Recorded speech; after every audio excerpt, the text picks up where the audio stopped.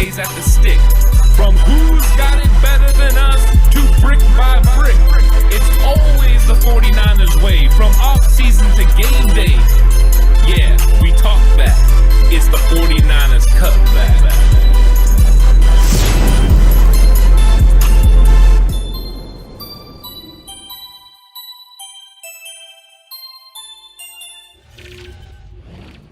It's 49ers Cutback Podcast time, and this is going to be absolutely exciting because we get to talk about the 49ers versus the Raiders. The Raiders. It's a very exciting time if you didn't know already.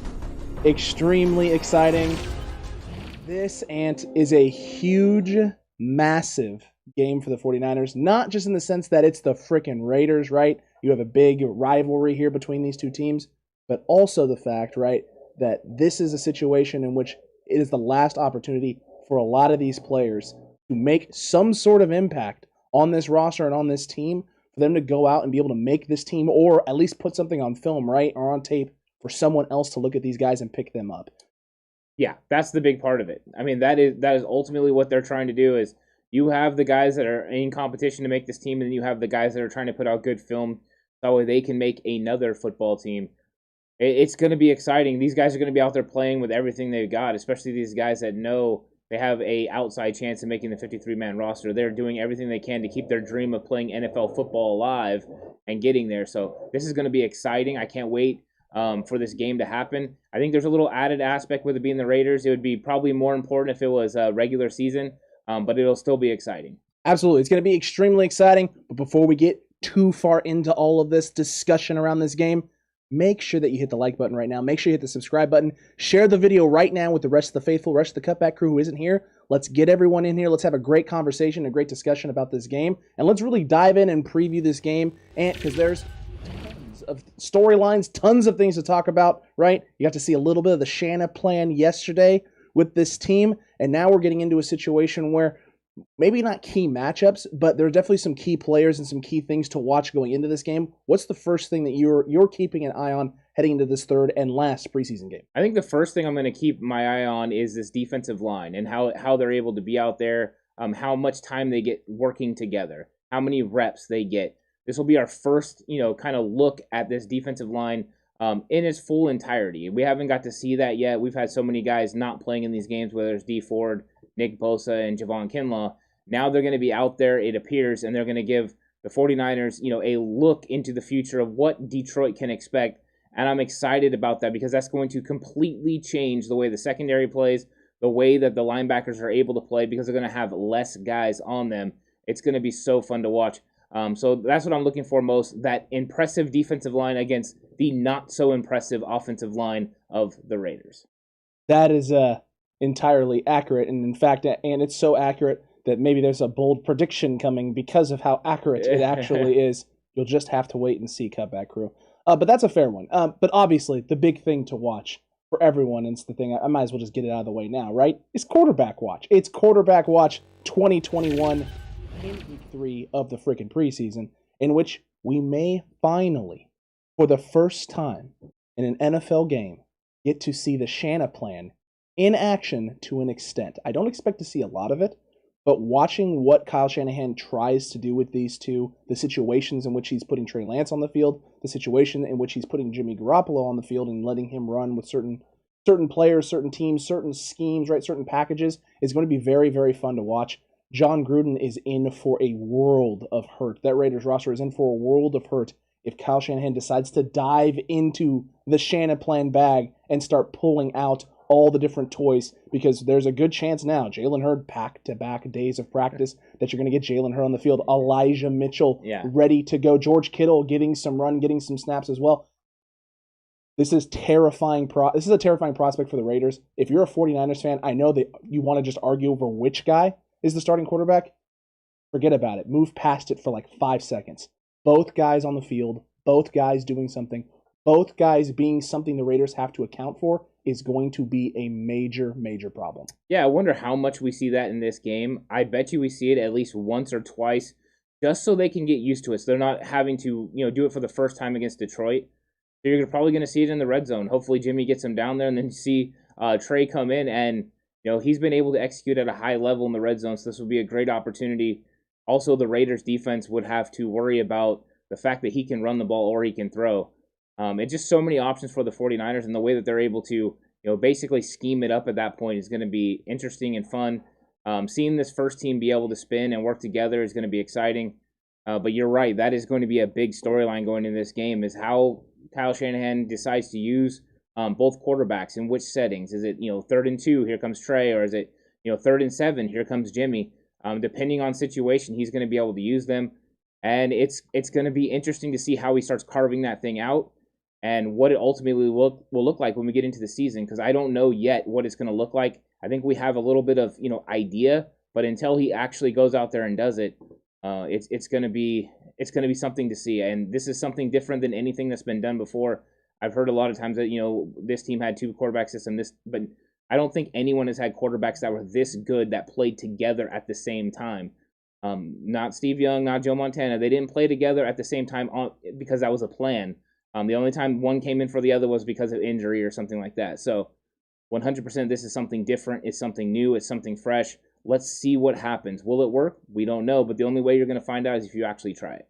You're going to have to try it, and Shanahan wants to try it, and I think this is going to be the first taste of it. It's going to be the first opportunity in which they're going to be able to try and execute this on the field in a simulated game situation.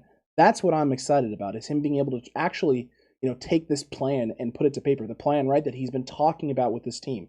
He's been getting this team on the same page about. He's been emphasizing this to him, right? He's been rallying the troops around this idea of both guys being able to contribute. Now we get to see it in action, and now all the guys are going to get to see as well, this plan that Kyle Shanahan has for this team, this plan he has for the quarterback room, this plan he has for us, right? How we're going to get back to a Super Bowl. This is the plan, right? This is what he said is going to get us over that hump. Now we get to see it in action. Now you get to put it on tape, put it on paper. You're right. You get to execute it a little bit. This is the exciting part for a football player and for a football fan. For players, though, right? Being able to have something that your coach is drilling into you, that you're working on, it's one thing to be in practice and work. And it's one thing to have success with it in practice. But until you're lining up across from an opponent, right, being able to try and execute that, knowing full well that you don't know what they're going to do and they don't know what you're going to do, and it really just comes down to, right, a will of wits, a will of perfecting a skill set, who can do it better. Until that happens, it's really just a mystery, because you can dominate in practice all you want, but until you're going up full speed against that guy in front of you who wants it just as bad as you do, there's almost that sense of just not uncertainty, but just unknown. Yeah, that Levi's is going to be absolutely rocking too. Yeah. You got the Raiders back in town. They're no longer faithful to the Bay. They cheated and went to Las Vegas. So there's going to be a lot of angry people there. And plus, it's 49ers versus Raiders, always crazy in the crowd. It's going to be an exciting matchup. There's going to be a lot of energy in the air. And I'm excited to see these guys playing, because I think this will be the closest simulation to an actual regular season game the 49ers could get in the preseason. This will be it, from crowd to player energy to overall starters on the field. It's just going to be something exciting, something to really watch. And I think we get our first glimpse at a little bit of what the game plan could look like for the season. It won't be a lot. It'll be a little bit, but you can get an idea from personnel groupings how these players are starting to stack up, who kind of is sitting where in the pecking order, and that'll help everyone be able to figure out what this 53-man roster will be. Some of these guys are going to earn their spots in this game, and some people are going to not earn their spots in this game. And that's another thing that we have to watch and we have to pay attention to. All 4 quarters matter in this game. When building this roster, it's your last chance to impress. Absolutely. And before we get too much more into that, because there's tons of position battles that we need to watch, and not just keys and things to watch in terms of like performance on the field or how Kyle uses certain players. Mark Graves asked, does having a 2 QB system, right, in certain situations, could it be potentially a tip-off to the defense in terms of what you're doing? It's only a tip-off, right, if the parameters for your situations are on 3rd and long, Jimmy's in, and on 3rd and short, Trey's in. If it's a very narrow box that you're putting these scenarios and situations in terms of when you run certain things, if there's not a lot of factors that you're being taken into place, then yes, it could be a tip-off in terms of what you want to do or what you're looking to do. But that's not what the Kyle Shanahan plan is for these quarterbacks. It's not a narrow box, right? You could see 3rd and 8 situations where Jimmy's the guy on the field because of what the defense has been doing on 3rd and longs throughout the game, right? Certain coverages, certain types of personnel. Kyle knows the best area of the field to attack is going to be the middle of the field. the area of the field that Jimmy Garoppolo thrives in. And then there'll be situations, right, on 3rd and longs where maybe teams are coming out in, heavy pass packages. And so putting Trey Lance out there, right, with four wide receivers and a tight end is the best case scenario because maybe they're packing the middle of the field. They want you to beat you vertically down the seams. So depending on what teams do, and I think you would agree with me on this, is going to determine the packages. Every single game, the criteria is probably going to shift. Yeah, 100% is going to be different. And remember, if you're a coach and you understand that you have tendencies or you have players that are going to illustrate tendencies, when you have a tendency breaker, you can have a big play. So just like you brought up about Kyle Shanahan knowing that Jimmy Garoppolo can be successful over the middle of the field, you know what? The other team knows that too. So one of these times you take advantage of that situation and you let Jimmy Garoppolo take a nice throw down the field where they weren't preparing for it. So a lot of times tendencies are going to be, good situations for the 49ers.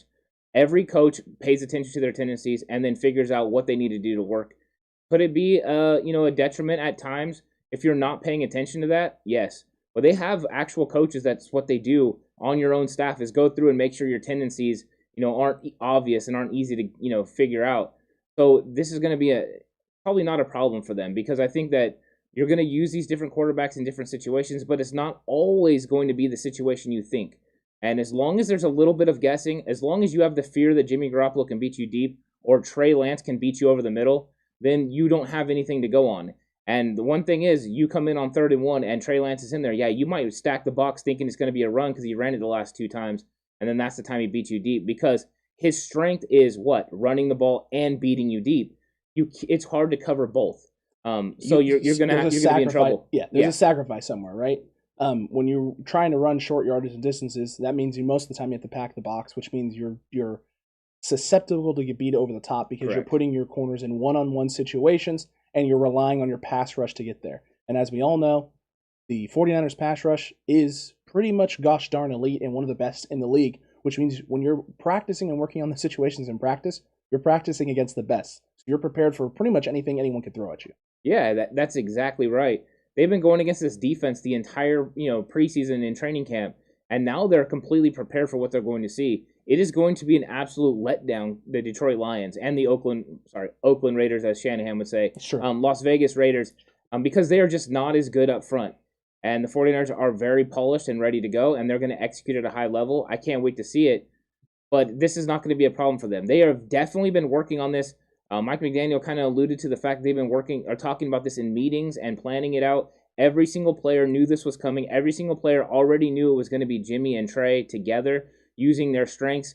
That's why there was no competition in that building because they understood there's no chance of them having a split locker room or anything. As much as that's what people want, that is not going to happen with this group because they believe in Kyle Shanahan. So you mean to tell me that all the reports coming out this week about people pushing, right? Beat writers, executives around the league chiming in that aren't with the 49ers, by the way, which is a laughable and hysterical about it, right? Executives who aren't the 49ers saying what the 49ers should be doing and what they're most likely going to be doing, even though everything coming out of the front office and the head coach is the exact opposite of that. So take it with a grain of salt. Actually, take it with a whole helping of salt. It's probably not good for you if you're buying into any of it. Them talking about how Trey Lance should be the guy that they go with, right, is hilarious to me, hysterical. People talking about it. See, even other teams know what the 49ers should be doing. You called it a while back, Ant, right? If they don't pull the trigger on Trey Lance, the talking point is going to become Kyle Shanahan didn't have the guts to do the right thing. Yep. It's going to immediately fall back on the Kyle Shanahan. The foundation is already being laid for this ridiculous proposal and this ridiculous nonsense. Everybody in this front office for the 49ers, everyone in the locker room is aware of what the plan is. We have been talking about the plan for some time now. Cutback crew, you're on board. Some of you aren't, but it's time. Faithful, it's time to get on board with the Shanahan plan.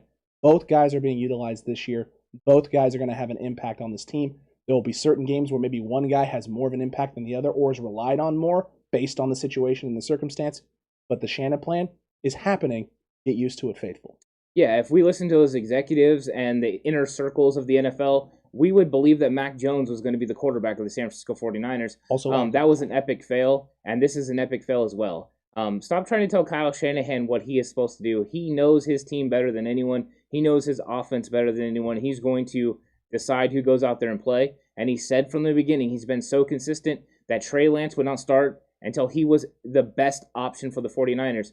One of the things that they're doing right now is he's not going to be able to run this offense in full. He's just not going to be able to do it. So what they're doing is taking and using the strengths that he has, that he will be able to operate in, and using them on the field. Because why would you have that guy sitting there on the sidelines not being able to use the things that he can do well in your offense?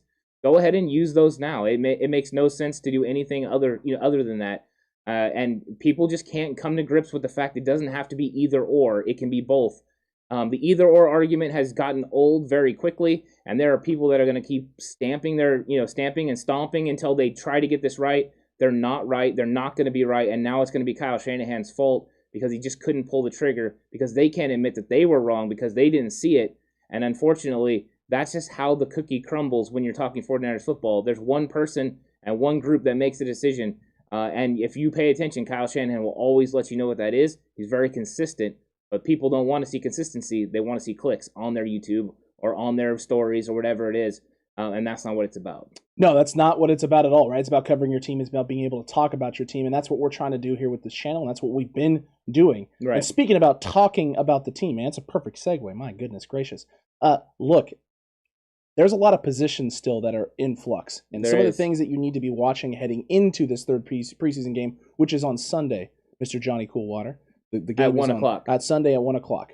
So, look, one of the positions that needs to be watched heavily now, especially with the return of Elijah Mitchell, is this running back room. True. Elijah Mitchell back, Raheem Mostert dealing with still a slight bit of back pain. So now the running back room went from, we're pretty comfortable, right? You got Mostert, you got Sermon, right? Elijah Mitchell's dealing with the adductor, so he's out. You got Wayne Gallman, you got Hasty, and you got Hughes. That's going to be your 5. That's the good luck. Niners are good going into the season. Now with Mitchell being back, if he shows out and puts out, right, he performs, that's going to put this running back room in flux, because what now do you do? A guy like Elijah Mitchell, who is great at catching the ball out of the backfield, who has the elite speed, not Raheem Mostert level elite speed, but he's probably the next fastest running back in that 100%. Running back room. What do you do? What options do you make? How do you pick your 5 running backs for this team? I think the first thing you do is you go let these guys run in the game. You know Raheem Mostert's one of your guys, so you don't have to worry about it. You know Trey Sermon is one of your guys. So you make sure that Gallman, Hasty, and Elijah Mitchell get the bulk of the carries in the game on Sunday. You evaluate, and then you go forward from there. But I think that Elijah Mitchell, as long as he comes out and performs the way we have seen him perform in practice, the way we've seen him perform in the scrimmage game that they had at Levi Stadium, he can 100% make this roster. And it comes down to Hasty and Gallman, which we had this conversation before. That was one of our position battles that we talked about. It was. It's going to be hard. They're going to have to try to trade one of these guys. I don't think they want to cut them. I think they're going to want to trade them, because there's just not an opportunity for them to make the team. Because later on, there's another tough decision, because here comes Jeff Wilson Jr. eventually off the PUP list, and that will create another logjam at the running back position. So they have a problem in the fact that they have just too much talent at that position. It's going to be interesting, but I think people need to get an eye and a look at Elijah Mitchell, because this guy runs with a forward lean. He's a slasher, and when he gets the right opportunities, he is explosive. And he's not a guy like that gets brought down by an arm tackle. He runs through arm tackles. He's more physical than people think at the point of attack. He's a solid running back and can be a very good running back for this team in the future. So I hope they latch on to him. I hope he has a good performance. I'd like to see him make this roster. But what's sad is I don't want to lose any of these running backs, because I like them all. And you know how fond I am of Wayne Gallman and the way he's able to finish around the red zone. And in that situation, the only thing that could hurt Gallman is if Trey Sermon is able to do the same thing. It might eliminate the role that you have for Gallman, because he doesn't have the speed that Elijah Mitchell has. He doesn't have the quick jump cuts and things that Hasty has. He's just a very smooth runner. But hopefully the 49ers get this right, because I do not want to see one of these guys on another team, but it's going to happen. Look at Salvon Ahmed last year, ended up going and having a very good season for Miami. Absolutely. And look, Curtis mentioned it. He said here in the comment section in the chat, hey, I want to find a way for the Niners to keep all these running backs. Yeah. I hope, but it's just not possible. It's impossible. It's an improbability. So it's unfortunate. Someone's going to end up somewhere else. But here's the good news: if you trade the guy, you are determining where his destination is, where he's landing. And if he's landing not in the NFC West, it's not as big of a hit. Megan, thank you for the $9.99 super chat there. Congrats at 1,400 subs. You guys deserve it. We really, really appreciate that. Thank you. We're trying to make that push to 1,500 before week 1 of this preseason, or week 1 of the regular season, excuse me. We're way past week 1 of the preseason. Yeah. But week 1 of the regular season, so make sure you're subscribed if you haven't already. Share the video with the rest of the faithful as well. Help us pump those numbers up. We really appreciate it. So look, the running back room, right? A lot of possibilities, a lot of potentiality, a lot of things that could happen coming into this week. And with this preseason game against the Raiders, a lot of guys are going to get some run. We're going to see Elijah Mitchell. We'll see what happens there. But there's also questions at the tight end room and what we're going to do with the tight ends, right? Previous years, we've kept up to 4 guys. You and I both are kind of leaning and in the boat that they're probably not keeping 4 this year. But that means some guys have to go, right? You have Kittle, you have Dwelley, you have Warner, you still have Michael Pruitt, you still have Mr. Jordan Matthews. What are the 49ers going to do? Does Jordan Matthews or Michael Pruitt have any chance of overtaking Charlie Warner and what he's done so far in preseason? No. Charlie Warner has looked too good in preseason. It is a vast improvement from what he did last year. You see the growth, and so you're not going to turn away from that. I would say Michael Pruitt and Jordan Matthews both get cut. Jordan Matthews ends up on the 49ers practice squad. If I had to guess, that's what's going to happen. I like Michael Pruitt as far as his size and speed, but he did not look good blocking in this last game. Now, it was his first game back, so I don't want to get on him too much. But to me, it's the top 3 guys have kind of distanced themselves. Agreed. Jordan Matthews looks, very good for how long he's played tight end, but I think he could use some more development on the practice squad, and then if there's an injury, he could always come up and help your football team. I think that is the goal. It's been the goal from the beginning, I believe, and I think he's aware of it. So I think he'll ultimately get cut, but I think the tight end room shakes out that way. 3 tight ends this year. Without a Jordan Reed type of player, there's no reason to keep 4. I agree with you. Without that Jordan Reed-esque guy who can do a little bit of the blocking stuff, but is an elite wide receiving option and can isolate him in space or in the red zone or whatever. Without that guy on the roster, you really don't need to save that spot for a 4th tight end. It can go to another skill position or another position where you can make sure that you keep some of your talented depth in case there's injuries or just to have a nice fresh rotation of guys. I do agree with you there. And in fact, I would go so far as to say that Charlie Warner has closed the gap a little bit on the 2 spot. I don't think he's necessarily as good of a blocker as Dwelley is still, because I haven't seen enough dominance out of Charlie Warner in the run game. Dwelley still looks like he's pretty solid. Warner has had some moments in pass pro sets where he's slipped up a little bit and given some room, and guys have gotten around and made some big plays and some sacks. But he is vastly improved as a wide receiving threat. This was the big question mark coming in with this guy's. He was going to have to show something in both of those fronts. Yeah. He's improved as a blocker, yes, but he is vastly improved as a receiver. And he went from a guy who I was worried about him being on the field and running routes to now, when Charlie Warner's on the field, Kyle Shanahan has shown I can scheme up situations where this guy can not only get open, but make some big plays. Yeah, Charlie Warner was a complete liability in the past game last year, and this year he's serviceable. Dwelley is still the guy at 2. Dwelley has great hands. He's able to get open. We've seen him make very good contested catches at practices this offseason. So I think he's sitting comfortably at 2, and then Charlie Warner's right there, at 3. And then I think everyone else is kind of behind. And I like Jordan Matthews, and I like the move, as far as him moving to tight end. I thought that was great. I've liked his improvement in blocking. I just don't think he can catch Charlie Warner yet. At some point, he has the ability. If he was playing tight end for a couple years, he would probably be better than Charlie Warner because he has more physical gifts. But right now, he doesn't quite have it. And it's nothing against him. He's really coming in, late in the game, and trying to become a tight end. And I think he could serve more time on the practice squad and then eventually produce for this team. And I wouldn't even be shocked if another team doesn't pick him up and try to play him at the tight end position as more of a receiving threat. Agreed with you there. Agreed with you there, indeed. Look, the offensive line, there's no questions, right? There's no questions in terms of what guys are where, who's doing what with this group. We kind of know who the main 5 are. Yeah. Johnny had talked about if Trent Williams is injured long-term, we're just going to cut it off there. There's no reason to worry. Trent Williams is looking good to go. He's been practicing. He's been fine. He had the knee drain, right? Nothing super serious going on there as of right now. I don't think there's too much to worry about. No, and I think you play the game. If this guy's hurt, you're in a lot of trouble. Same if, Packers lost David Bakhtiari or, these other teams lose their left tackles. It's always an issue. If you lose a left tackle, you're definitely not going to be as good. We know Trent Williams is probably not going to play all 17 games. It's just not something Trent Williams does consistently. What the 49ers did was go get Jalen Moore, who is improving. I was thinking about this the other day, and I think Jalen Moore is really a very solid guy. is not a lot different than Anthony Davis that we drafted to play right tackle way back when Balky was there. That's fair. I would say Jalen Moore is pretty close to that, and he was a first-round pick, Anthony was. So right now, I'm very comfortable with Jalen Moore. Yes, he's going to have a lot of learning issues. There's going to be a learning curve, but he's been getting a lot of reps. He's been playing well, and we'll just see how this ultimately pans out for him. But I think it's nice him being able to work behind Trent Williams. And you've always got the caveat that if something happens, you can move Daniel Brunskill out there to left tackle, and he could at least get it done for a short period of time. That was actually going to be the question I was going to ask you next, because there were rumors that Shanahan was thinking and teasing the idea of moving Jalen Moore inside to guard in this preseason game and giving him a little bit of a run in there.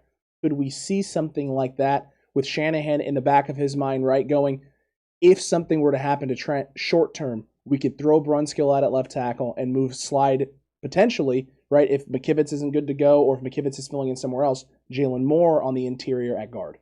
I think, too, what they're looking at with Jalen Moore inside is you're seeing how good he's doing at tackle. So it makes you think, is he one of the best 5 offensive linemen on this team? People have been hypercritical of his performance at left tackle, and he's been put on an island as a 5th-round rookie, and he's done very serviceable. You move him inside where he gets help from Alex Mack and then Mike McGlinchey next to him, and maybe he could be even more successful. So I kind of like that option because I think they always planned on playing him at guard. And circumstance of Skule getting hurt made him in that spot where he could compete for that swing tackle. And he's won that swing tackle role. But they have lots of options, right? Tom Compton's been playing tackle, been looking serviceable there. Absolutely. You've got Colton McKivitz that can play anywhere, including left tackle. And they were high on him last year in the draft. So you have Sean Coleman. There's opportunities for other people to be able to step in. So maybe you take a look. Daniel Brunskill has a stranglehold on this position, but why not take a look and see if Jalen Moore would operate even better than he is right now at left tackle at interior in the guard spot?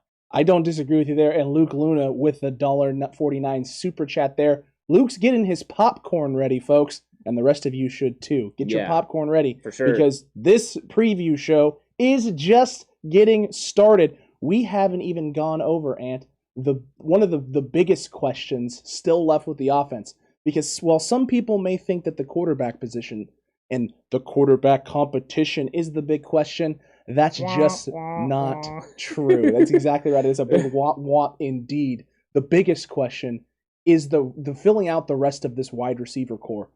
Who is wide receiver 6, right? Who is sliding in at 5? Who are the last guys filling out those wide receivers? Are they going to actually keep 7 wideouts, which is something that we had teased and talked about a little bit?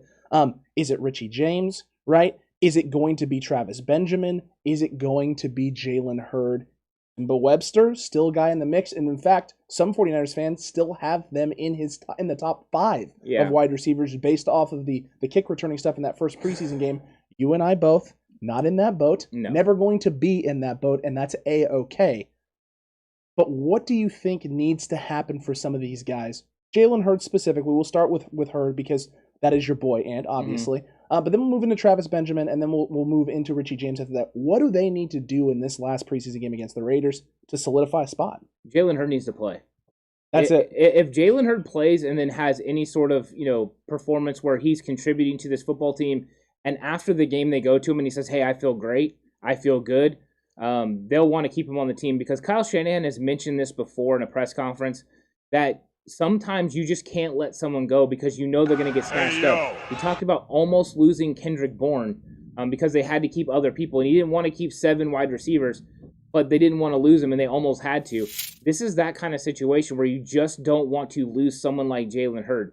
Do I think they're going to keep 7? I don't know yet because I don't know what's going on with Juwan Jennings-Hill either. True. I'm not sure where he's sitting, but I know they don't want to lose him either.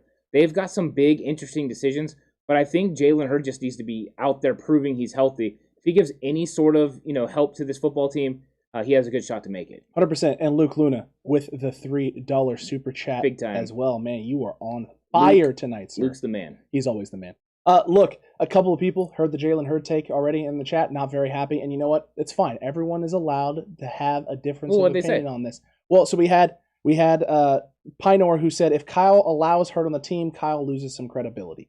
I disagree with that because you're looking at it from a coaching perspective. Mm-hmm. Kyle's looking at it from a coaching perspective. Yeah. Fans right now are looking at it from he hasn't been available for 3 years, right? Mm-hmm. If he plays through this game and is healthy, he is now officially available. So 3 years would be an inaccurate statement. It'd actually be 2 years, number one. Number two, and most importantly, you and I both see what Jalen Hurd's usage in the offense could be and what it does to defenses. Because you can run now officially 4 wide receiver sets with a guy like George Kittle out there, and if a team runs a nickel package out there, can immediately shift into a power run game and not lose anything, because George Kittle, one of the best blockers on this team, you could have him running a hybrid, almost fullback role at times. Jalen Hurd used to be a running back. You can motion him into the backfield and do stuff there.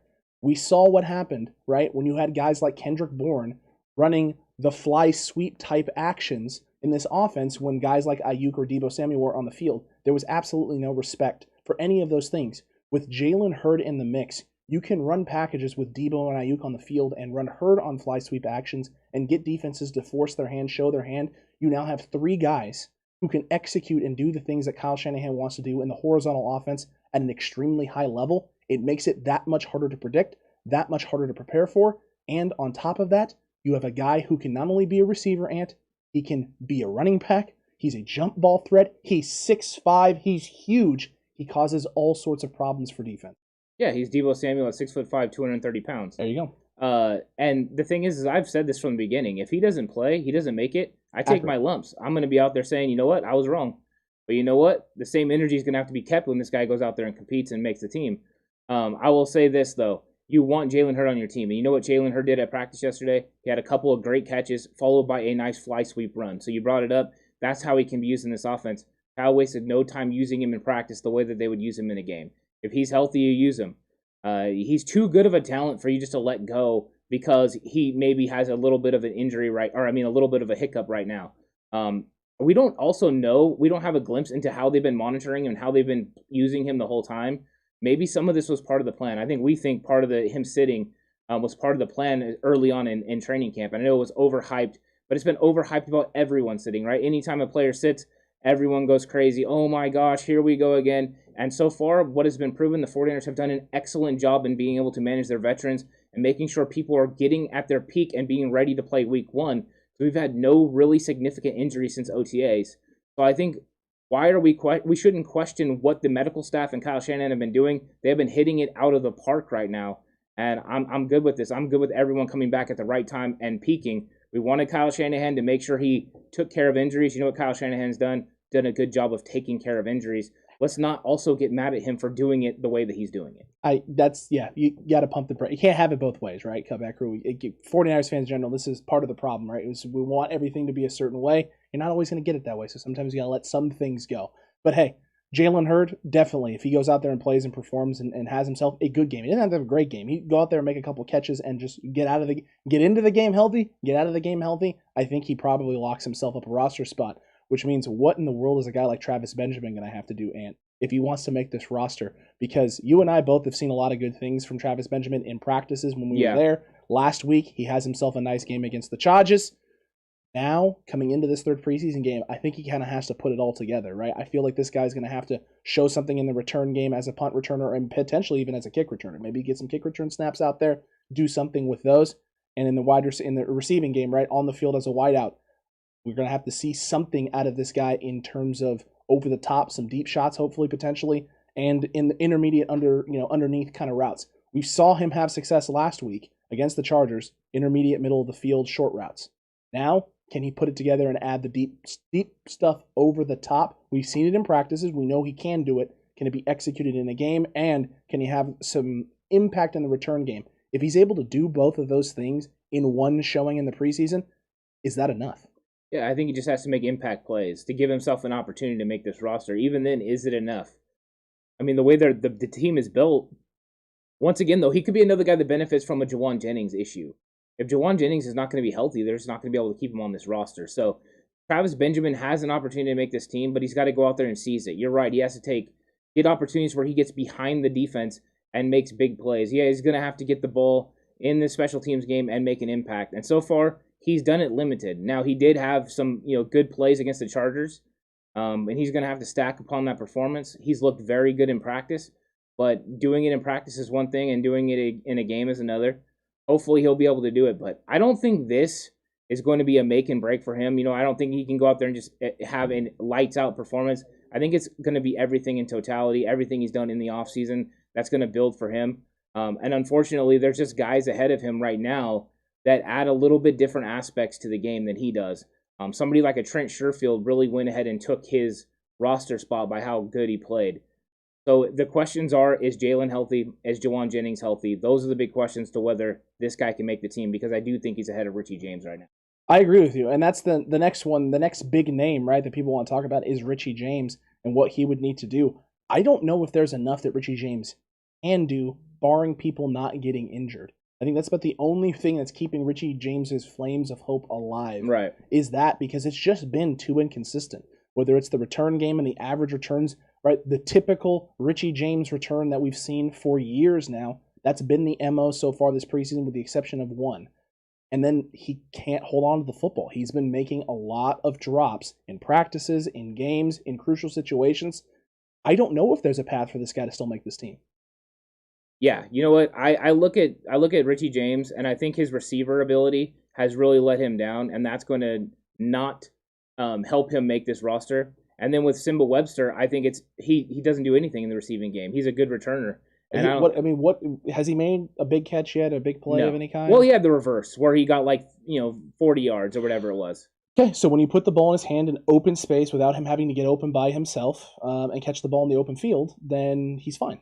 I don't understand the people being so enamored with the return game. People also forget from that same game that he let a kickoff bounce 15 yards in front of him and then had to salvage and scrap. He got brought down at the 10. 100%. People forget that return. They want to focus on the one good one. In that same game, he had just as bad of a return. He was actually probably on the verge of getting cut that game. Yeah. If it hadn't been for the big return and then the big reverse. Well, we went to 3 practices. Correct. You know who I don't remember seeing? Simba Webster. He did nothing. Nothing. Absolutely nothing. He had the good return and he had the reverse. Those are the first times that he popped up on radars. Did he look good doing it? Yes, he did. Is that enough to make this football team? It's not. And I'm not going to back off of that. I just don't think it's enough to make the football team because he hasn't done enough in the receiving game. That's the same with Richie James, just too many drops. Richie James has the benefit of the fact that they know what Richie James can do because he's played for them before.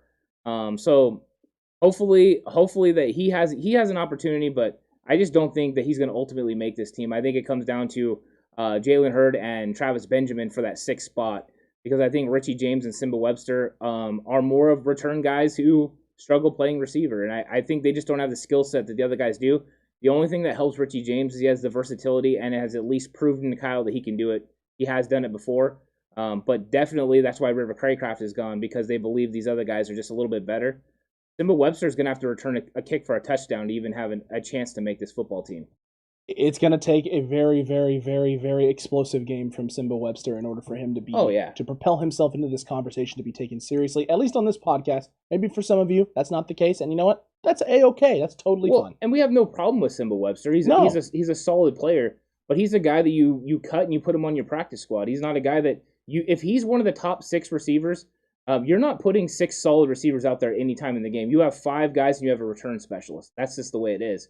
I would rather have 6 good receivers and let someone like a Brandon Ayuk return kicks or whoever, if a Travis Benjamin makes the roster, let him do it. There's too many other options. Mohamed Sanu, you're not going to get the same dynamic ability as Webster, but how many kick returns do you have a game compared to how many times you have a receiver playing on the field? I'd rather have a guy that could go out there and give me 30 really good snaps on offense than a guy that can give me 2 really good kick returns. And here's the thing, too, is with as elite as this defense is, there is an opportunity in which you may not see a lot of punt returns because the defense is creating turnovers. Correct. Right? And they're putting super amounts of stress on the offense, and they're able to get the ball back themselves. So if you're having to rely on a roster spot for a guy to return kicks, unless it is a generational talent kick returner, right? Guys like it, Devin Hester, right? Guys who played at that type of level who are all-time greats. Unless that's what we're talking about here, you don't save a roster spot for that. It just doesn't make any sense. With as much talent as there is on this team, that spot can be used for something else. Mm-hmm. Yeah, 100%. You don't just keep it in this game. You don't just keep special teams guys to keep special teams guys.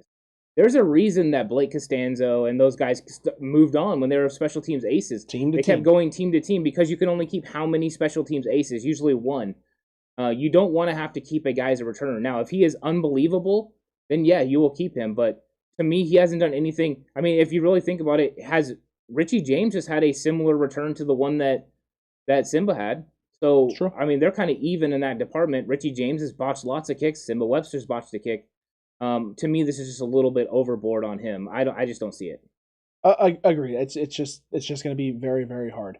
But there's not as many questions on the defensive side of the football at certain areas, especially on the D line. True. You and I are very comfortable and confident with who those guys are going to be that we keep defensively with that defensive line group. The real big question, I guess, defensively would just be the linebacking core and what guys they use to fill out the rest of the group outside, right, of Dre Greenlaw and Fred Warner. Outside of those two, where are you guys going to keep guys? Al-Shaair obviously is a guy who's pretty safe, right? What do they do after that, though? Is it going to be guys like Demetrius Flanagan-Fowles? Is Jonas Griffith going to be a guy that they keep around and utilize in that rotation a lot, as well? Are they going to keep a guy like Marcel Harris around? Are they going to roll with him instead of a guy like Demetrius Flanagan-Fowles or a guy like Jonas Griffith? I don't see it. I feel like Jonas Griffith has a really, really solid hold on that fourth linebacker spot, and I know that you've loved the things that he's doing. Are they going to keep another linebacker outside of those four? Yeah, I think they're going to keep 5 linebackers. Yeah. I think the question is going to be, how much does Jonas Griffith make an impact on special teams? Because I think at some point you don't want to lose this guy because he can go play for somebody else. But Marcel Harris and Flanagan-Fowles are both very good special teams players. So if you decide that you want to keep them both on your roster for special teams reasons, then that might mean Jonas is the guy out. Now, he is also a decent special teams player, but he hasn't developed into a great one like the other two. The other area where Marcel Harris has an advantage and a possibility of squeaking onto this team, because he's not as good a linebacker as Flanagan-Fowles or Jonas Griffith, is he has the safety part of his game as well, where he has that versatility that you can use a guy. And when you have a guy that's versatile like that, it does make you, want to think about keeping him. I don't want to lose Jonas off this team. I think Jonas is going to be a solid player. I think he's going to be able to develop, and I think he could be an impact, player on this roster and on this team. But he's still got development to go. We'll see if the 49ers decide to, go ahead and keep him and hold on to development, or if they go ahead and go with the other guys. If I had to guess right now, I would say Jonas makes the team, and then either Flanagan-Fowles or Marcel Harris make the team. One of them, the other one is gone. Correct. And Monica wanted us to talk a little bit about the 4 protected players that are allowed. They did this last year. Correct. They allowed you to keep protected guys on your practice squad. Now, I know the wording changed a little bit this year, I think, and in terms of you can keep 4 guys per week. So I think you're allowed to now to essentially change who the people are. I don't know if that's 100% accurate or not. You could do that last year. You could do that last year too. So nothing has changed at all with that. But it is a very good thing, because if you're able to sneak some guys off of your roster and get them onto a practice squad who you feel are very close to being guys who could make your roster or contribute, then you're able to get those guys or sign them from another team, bring them in, protect them, and now they're not going anywhere. They're basically safety valve options for you. It's essentially a 4-man extension to your roster that you can hold on to the whole year. Yeah, and the interesting part is, because you're allowed to have 55 guys, per se, you have 2 of those guys that come up from the practice squad, but they're only allowed to do that twice, per season, or consecutively, I believe.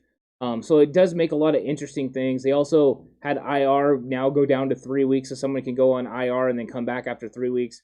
But it is nice that you can protect someone, so you could essentially put a quarterback, for instance, on there, and protect him and keep him safe. And they did this a lot. They kept guys safe last year. They kept JaMychal Hasty safe until they had to bring him up and use him. Because we actually did a video last year. We must protect JaMychal Hasty because we knew that he could be gone if that didn't happen. So it's a good thing overall. I like the way the NFL is trending with their practice squad rules.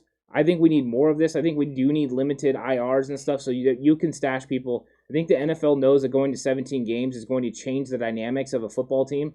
Eventually, them and the NFLPA are going to get together and expand this roster again, whether that is going to 56 or 58 or 60. But 60. There's a lot that goes into it because the NFL players also want to make as much money as they can.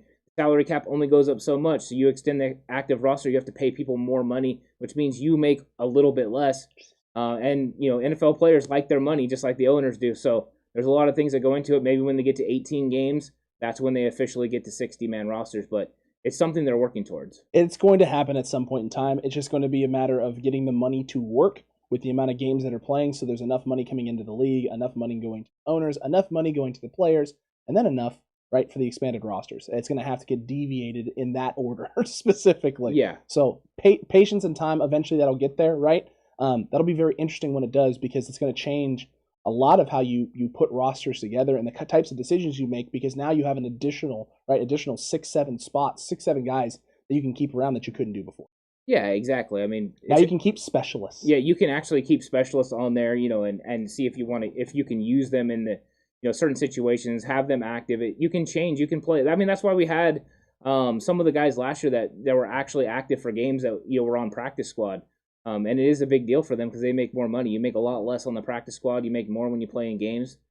But it does give you more flexibility as a team in case you have injuries. Just like last year, 49ers originally had Hronis Grasu on the practice squad. They were able to have him active even though he was on the practice squad and play in a game because of injury. So those things are important. The 49ers definitely need it. It works. And I think that overall the NFL trending this way, I mean, why not have the ability for more players to play? I would even like to see the protected numbers increase. Where you have 5 to 6 guys that are protected. That way you could put people on there on an extended roster and just keep them safe. Kind of like, I wouldn't even be opposed to them doing kind of like what baseball does with their September call-ups, where they expand the roster. Do something like that when you get into November, where you're kind of getting those long periods of time. Now all of a sudden you could expand the roster a little bit, and that way you keep guys fresher. I think that's something the NFL should eventually approach and get into. Correct. Well, the other thing, too, you can do with that, right, is for teams that are in the hunt, you're in contention, right? You're a team that's working and pushing towards a Super Bowl berth and all that fun stuff. You get that. You get that expanded roster. You get that little bit of extra breathing room.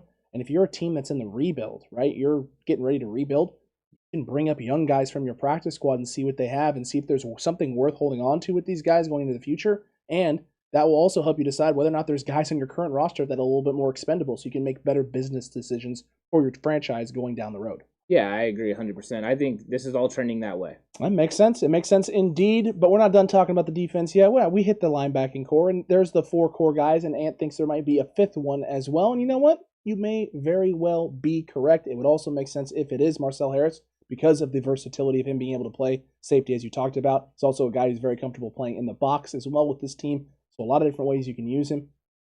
But we got to talk about the safety room as well, because now with the addition of Jaquiski Tartt back into this room, a lot of questions to be had. Jimmy Ward, obviously fine.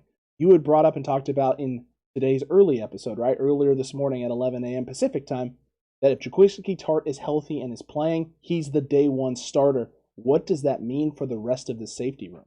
What it means is that Tavon Wilson and Hufanga are the backups. Those are the 4 guys that are going to be in the safety position, and Clinton Dix is not going to make this roster.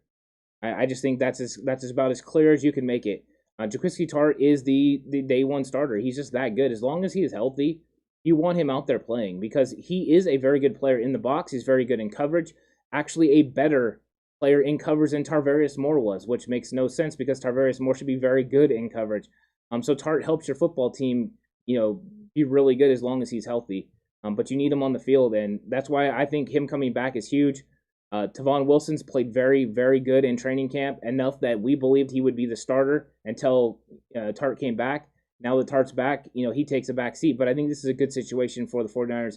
Safety room is very deep, and they can be happy with who they have. Maybe they can get to the practice squad eventually.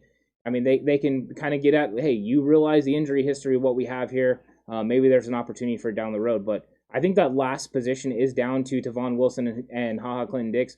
I just think that Tavon Wilson's done enough during training camp to win that job. I agree with you there, and I love the stuff that Hufanga has done and the improvements he has made, on top of the fact that this guy has been all over the place on special teams. This could be the guy that is your special teams ace that you talked about, Ant, that you want to keep around and keep on your roster right now. He's fast, he's aggressive, he's got a nose for the football. He is everywhere that he's supposed to be, whether it's punt return or punt coverage, right? Kickoffs, I mean, it doesn't matter what it is he's doing with the special teams unit. He's been playing lights out, on top of the fact that he's actually shown some stuff in coverage. I've been surprised by how well he's adjusted and how well he's been playing. I'm looking forward to his continued development, because I think this is a guy who, if he continues down the path he's on right now, this is a guy who could come in and plug and play at the safety position for us and be a starter in years to come. So if you got that out of your 5th round guy, right, a guy that you took in the 5th round that you're hoping is only going to be a special teams contributor and you were hoping he could push for a roster, right now he's pretty comfortably on the roster. He's going to be more than just a guy who can do some things in special teams. He's going to have an impact on the special teams, and down the line could be a guy who starts for you at the safety position and plays it pretty well. You just got a home run in the 5th round. On top of the fact that you also looked like you scored with Jalen Moore in the 5th round, the 49ers continue to pile up 5th round draft pick knockouts, right? They hit them out of the park. Do we just trade all of our draft picks for 5th round picks from now on? Is that what we do? We just put all of our eggs in the 5th round basket and just let this front office and this scouting department go to work? Well, I think that's where you're seeing the great scouting, right? That's where scouting really comes in really those does. later rounds where you can find guys that are big-time players. All the other guys are very well hyped and put out there, but the guys in those middle rounds are the guys that your scouting department does a good job on. These scouts are so good. That just shows how good Adam Peters and this group really is in the 49ers front office, because they're going out there and nailing these picks. Talanoa Hufanga is a very talented player. I thought he could go even earlier than he did. I thought he was going to go in the 4th round. A guy that is very excellent in the box area and around playing screens and stuff, where he's going to be great on those blitzes like he did against the Chargers. Absolutely fantastic. But he is progressing even faster than I was thinking he was going to. Yeah. Because his coverage skills haven't been bad. And that was one area of weakness I thought coming in, was how was he going to be able to play the deep third? The fact that they're using both of the safeties, free safety and strong safety, to play that deep third and not having a defined role, but just a left and right safeties type situation, means you're going to get a lot of opportunities for these guys. And that's another reason why I believe Tart is a starter, because that is a little bit more, convenient for them. Him and Jimmy Ward have a great chemistry together. Absolutely. They've known each other forever. So I do think Talanoa Hufanga is going to make an impact on this team. And if Jaquiski Tart goes down, I wouldn't even be shocked if he doesn't eventually, sometime down the road, be the starter for, the rest of the season or whatever that is. Hopefully Tart doesn't go down. If we can get a healthy Tart and Ward, this team is lights out. And then when you're playing Hufanga as a third safety or something like that around the box, just makes your team more dynamic. Absolutely. Absolutely indeed. Look, the only real question defensively, and I think most 49ers fans feel this way, is the depth at the cornerback position. Outside of Jason Verrett, people feel like there's question marks. People have questions about Emmanuel Moseley. Us, not as many questions. We like a lot of things Moseley has done. People have questions about Ambry Thomas. Some of those questions are warranted. He's had some struggles. He's had some things. Also, people have been willing to throw praise at Ambry Thomas very, very quickly after a couple of good performances. We were not in that boat or in that camp. Diamador Lenore has been an absolute blessing and a surprise. I had not expected him to play as well on the outside as he has so far through training camp. Again, another 5th round guy that has just been playing lights out for this team. I love the things that he's been doing. Now, what I don't like is all the people talking about, the PFF grades and the numbers and the amount of targets and things of that nature. You cannot be doing stuff like that, because part of the reason why teams and people may not have been going after and targeting Diamador Lenore is because they thought there was a weakness on the other side of the field in Ambry Thomas, and they were going after. They liked the matchup over the middle, right, with the linebackers against a tight end. There could have been 1,000 different reasons why Diamador Lenore wasn't getting targeted. It may not have been because of coverage. And I saw people talking about how he locked up Tyreek Hill in that first preseason game against the Chiefs. Not accurate at all. Go back and watch the tape. He gets toasted about 2 or 3 different times. Badly, it's just that wasn't the option. It wasn't the read. It wasn't the thing that Patrick Mahomes was looking for. And so he's not even looking in Tyreek Hill's direction. But when Tyreek Hill comes off the ball, Diamador Lenore is still kind of stuck in slow motion. He's trying to get his hips around still because of how quick Tyreek Hill's able to get in and out of his breaks. I like, though, what Diamador Lenore has shown. He has improved and gotten better each and every week so far. I want to see that in this third preseason game.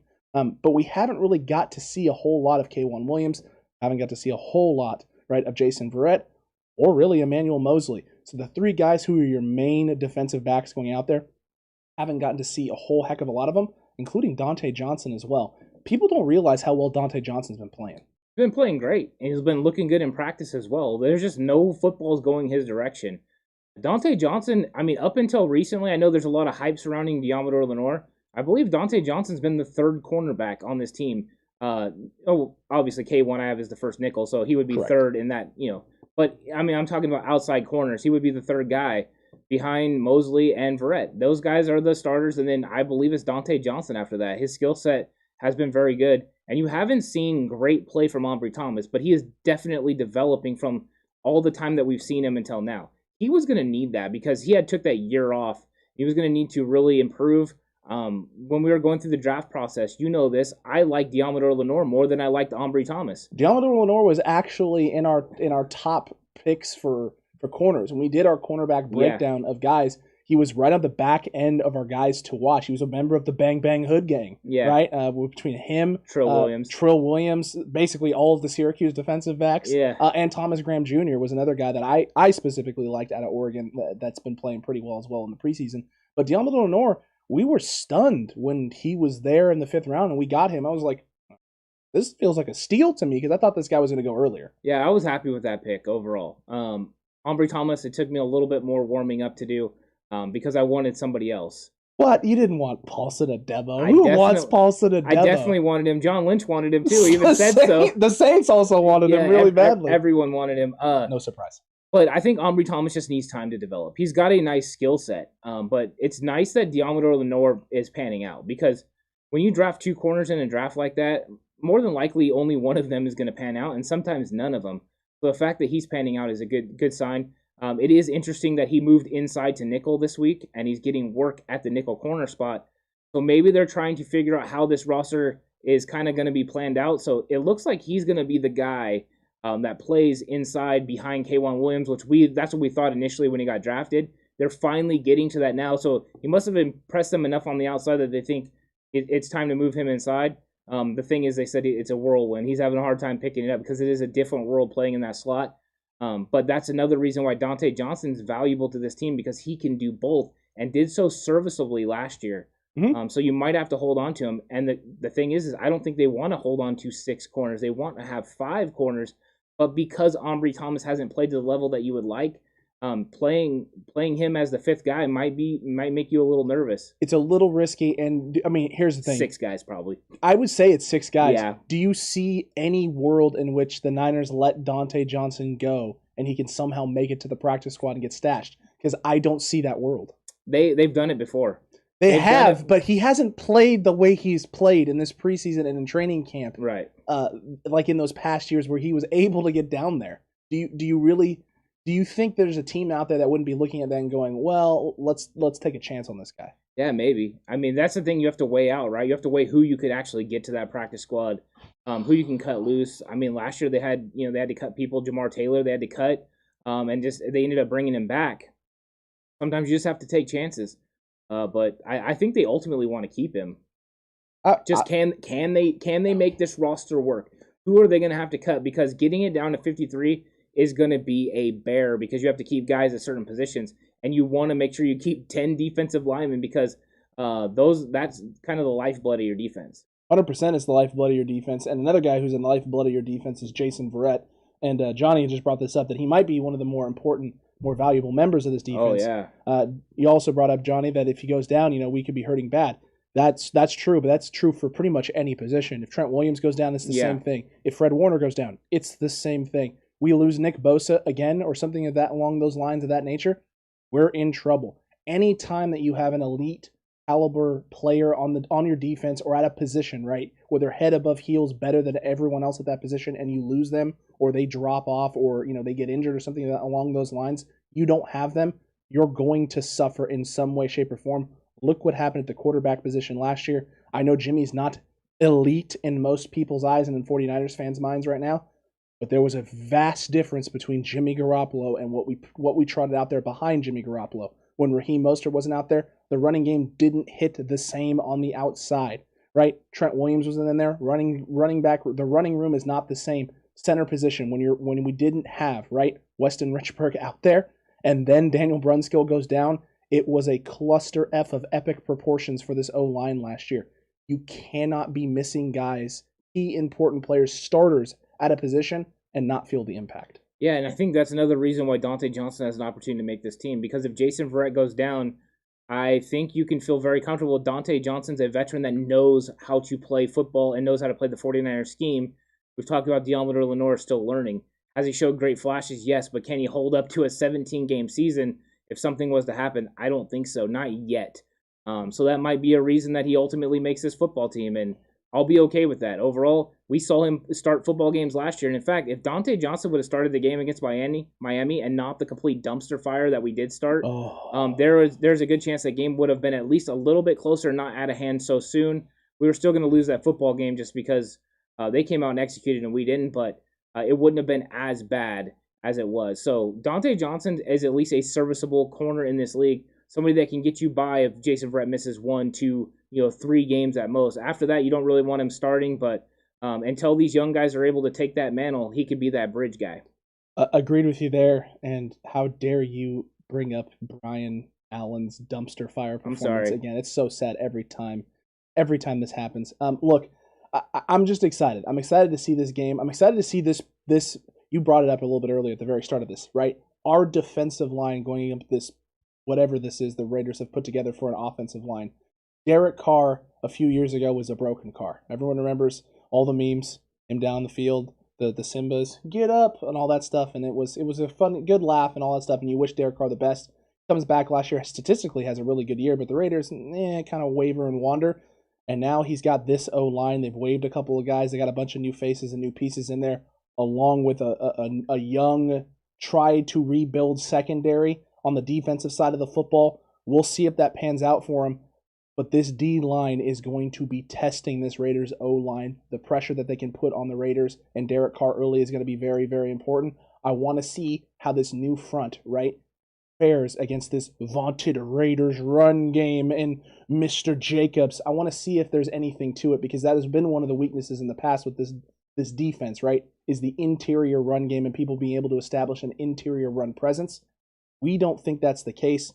The guys who they've put in place, right, Zach Kerr, Maurice Hurst now is out for a little bit of time, but will be back. Javon Kinlaw being healthy and out on the field. Samson frickin' Ebukam. This run game, the way we attack teams now in terms of, downhill and at the front four of the point of attack, it's going to be a lot different than in years past, and I think we're going to have a lot more success. And they're going to be completely amped because they're going to want Arden Key to have a success against his former team. If Maurice Hurst was out there, they'd be pumped. But they're going to be out there to try to prove that this D-line is so much better than the Raiders' defensive line. Solomon Thomas is on the other side. You just want to prove that you're better than they are. And I think they're going to go out there and want to get physical and want to get to it. There's going to be a lot of energy and hype that goes with this defensive line. And if Kinlaw is in there, him and DJ Jones, him and Zach Kerr and DJ Jones, whatever it ends up being, they're going to go out there and dominate. The one thing I will say is there are a couple of guys that need to make sure that they have a very good game, and one of them is Kevin Givens. Mm-hmm. He has not impressed over the last few weeks. In fact, I believe he's actually played pretty bad. He needs to improve, or he's not going to be on this roster. Oh, my. Yeah, I think a lot of people have hyped him up a lot, and I liked him, but I think he's been being outplayed by these other guys, and he needs to step it up because last week was not a great performance. He needs to step up his game real quick, and this is the game to do it. If he doesn't have a good game, he might be on the outside looking in from this 53-man roster, which I think a lot of people would have thought he was an absolute lock. I don't see it. My goodness gracious me. Ant, some would consider that to be bold. Very, very bold, because there's a lot of Kevin Givens love out there. And you know what? We love bold on this channel, and the Cutback crew has been calling for the bold. So you know what? We might as well give it to them. Yep. It's time for Wow, That's Bold. Wow, that's really bold. Whoa. It's time for Wow, That's Freaking Bold. It's not freaking bold, but it's Wow, That's Bold time. Ant, I want to start with you. You already hit some of the Wow, That's Bold already. I'm pretty sure that wasn't your actually Wow, That's Bold take. So Ant is just giving you a little bit of extra. Make sure you give him some love and give the channel some love. Hit that like button. But Ant, let's start with you. Offensively, your Wow, That's Bold prediction for this Week 3 preseason game against the Raiders. Well, Lou kind of alluded to this earlier. And my offensive Wow, That's Bold had to involve Jalen Hurd. And here it is. Jalen Hurd is going to have 3 catches and 1 run in this game. And it's one of those plays is going to involve a touchdown. A tutty? For Jalen Hurd. And he's going to make an impact on this game, which is going to thrust him into making this roster. I like it, and I was going to make a Jalen Hurd Wow, That's Bold, and I was like, what am I doing? That's not my guy to pick, right? Yep. Some of you who've been on the channel a while, you were here, right, for Week 1 preseason against the Chiefs. You were here when I made my Wow, That's Bold prediction for the offense. You thought to yourself and heard me say the things I said about Elijah Mitchell and what he was going to do, and we're like, wow, man, if that guy does this guy could make the roster. And you know what? Elijah Mitchell is about to throw a big old fat monkey wrench into Kyle Shanahan's plans for the backfield, because Elijah Mitchell is going to bust out 100 yards rushing and a 20-plus yard touchdown tutty in this game, making the offense ever so more dynamic, Ant, and now making the question of who are the running backs in this room extremely difficult to answer. Elijah Mitchell has himself a big game, finally, even though he's coming off the adductor stuff. I like it. I like it. I like that the guys we went with are guys that are trying to make this football team and need to make an impact. So I really like that. As far as defense goes, it's another guy we've been talking about, but I think this guy's going to have a special game, cement himself as one of the players that the 49ers and 49ers fans can look forward to developing over the year, and that is Talanoa Hufanga. I have a wild that's bold that Hufanga is going to have 1 sack, 1 INT, and cause 1 fumble in this game, going for the trifecta of just causing major problems for the Raiders. And he's going to make an impact on this game and ultimately lead to a good season for him. I like that a lot. Not only is that bold, and it's almost a little bit specific. A little bit. I like where you're going with that. Look, I'm going to go a little broad at the start of this. Wow, that's bold for the defense. 5 total sacks in the game. Ooh. Okay? Some of you may be thinking, well, that's not bold. But you know what? You're going to get 1 from Bosa. You're going to get 1 from Armstead. And you're going to get 1 from Ebukam. Each of them are going to record a sack. Each of them is going to have a little bit of an impact. 49ers fans are going to get a little bit giddy, and then we're going to pile on a couple more at the end of the game on their backups and against Mr. Mariota, and he's not going to be liking or feeling the pressure. You're not going to like what the defense still brings to him, because then after that, Arden Key is going to get a sack as well. Those 4 guys end up with sacks in this game, and the defense is going to just dominate from start to finish. This first group defense, though, is going to absolutely tear this Raiders O-line. Yeah, you know what? I kind of like some of these wild that's bolds that have been coming in. I seen Bosa getting 2 sacks. David Campbell saying maybe not that bold, but I see Lance running a TD. I think that's definitely a possibility if he gets an opportunity in the red zone. 100%. For Kyle to go ahead and institute a little bit of his read option, and put some fear into the Detroit Lions of what they can expect in a few weeks, and also the NFC West, because they know eventually they have to deal with it. So I like that one. There's just a couple of the great bold takes we're getting in chat as well. I like that. And chat, keep throwing out your bold predictions, and we will keep reading them on air for you right now as you type them out. Also, this is a time for you to start throwing out your Q&A right now, because for some of you who haven't been around to the channel, you haven't been here before, whenever we do these preview shows, there's usually a lot more involved because it's preseason. It's very hard to have your key matchups and things of that nature because you don't know who's playing, how long guys are playing for, so it's really hard to predict. So we focus on some key things, we get into our Wow That's Bold, and now we're going to open it up to some live Q&A. So any questions that you have, make sure that you throw them out there. Monica asks, Bosa is for sure playing, ? I don't think it's for sure, but Kyle Shanahan kind of said that's where they were headed. So that is the overall goal for them, is to have him playing. As long as he has no setbacks this week, I think he'll go out there and play 1 to 2 series just to get his feet underneath him. And I think it's mainly more about the mental aspect of it, taking hits, taking falls, just letting your body know that you can do it again, but mentally, figuring out that, hey, you're going to be okay. You're not going to get hurt again. Lou with a bold take here. Jalen Moore, the starting right guard week 1. Wow. That is, and I'm a little jealous, actually. I'm a little jealous that I didn't come up with that. Well, that's bold. That's a good one. You know what? If they give him the opportunity, there's no reason that he can't go out there and try to make that happen. But he's going to have to go take it from Brunskill. Brunskill, it does pretty well. I've heard the things about Brunskill not looking good in one-on-ones. I heard Thanos talking about how he's the worst of the starting 5 offensive linemen. And you know what? You're probably right, because the other ones are really, really good. But that's okay, because Brunskill still is serviceable. And the good thing about offensive line is it is a group thing. It's not a one-on-one thing, especially for an interior offensive lineman. And no matter what, he's still Aaron Donald's daddy. Accurate. And Monica likes the fact that that's the case. Yeah. Hashtag join the Discord. Look, Texas Niner Ralph. Hurt is going to lead the wide receivers in tutties. Ooh, I like that. That's interesting. I like that a lot. Ant's getting all giddy over here. He's about ready to do the Jalen Hurts. Texas Niners Ralph is The boldest take? I don't know about the boldest take. That Lou take was pretty bold. Yeah. That Lou take's pretty bold just because Brunskill has really set himself apart from the rest of the guards in training camp. Megan, though, said Bose is going to be getting 2 sacks in the 1 or 2 series that he plays. That's pretty bold. Bosa can do it, absolutely. But the question will always be right now with Bosa is, how is his body going to hold up right now? He is working back into, progressing into being able to play full speed. So in those 1 or 2 series, I imagine at some points in time he's going to not necessarily lose a step, but the fatigue is going to hit him at some point. Well, they're not going to let the fatigue hit him. They're gonna work him in and give him his reps. He's going to be on a snap count. They'll get him probably 6 to 10 reps in a game situation, and then he'll get out. And then they'll use the next 2 weeks preparing for Detroit to get his snap count up a little bit. But you're right, he's going to be on a little bit of a limit when he goes into Detroit as well. He's not going to play. You're not going to see Bosa out there all the time.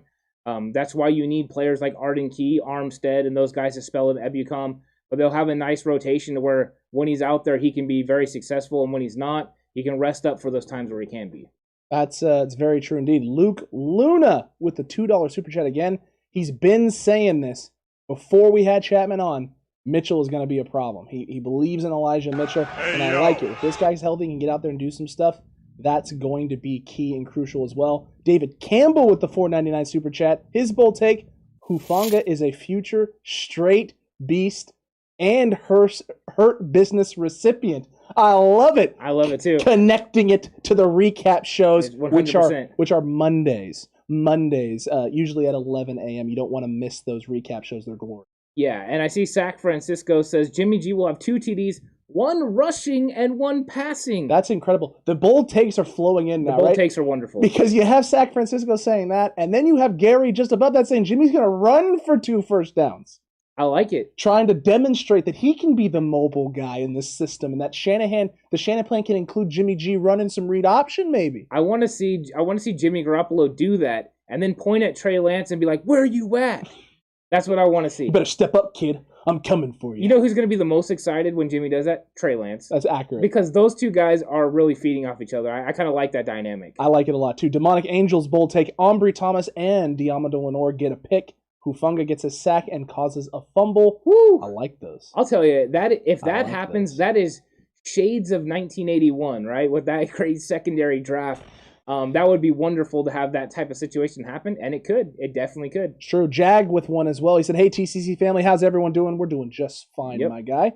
Bold prediction on offense is Travis Benjamin runs a kickoff back for a touchdown and then seals his spot with a punt return for a TD. 2 special teams touchdowns for Travis Benjamin in this game would be absolutely incredible and 100% would solidify his roster spot. Yeah, if that happens, is Simba who? Who? Bye, Simba. Yeah, it was nice. Yeah, that would be incredible, and he has the potential to do so. Absolutely, indeed. Caleb, 4 of 6 for Sudfeld with 1 passing touchdown. I like it. You know what? That is not only specific, and it's extremely realistic because if Sudfeld gets in there to play, it's going to be about 6 passes. Yeah. That's about the max he could get. Well, maybe more. It depends on if they're evaluating running backs or wide receivers more. That's true. At that point, if you don't have Elijah Mitchell in there, that very well could be the case.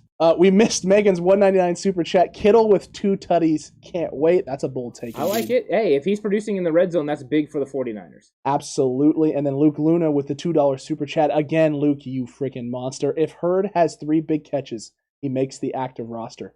I don't know if he needs 3.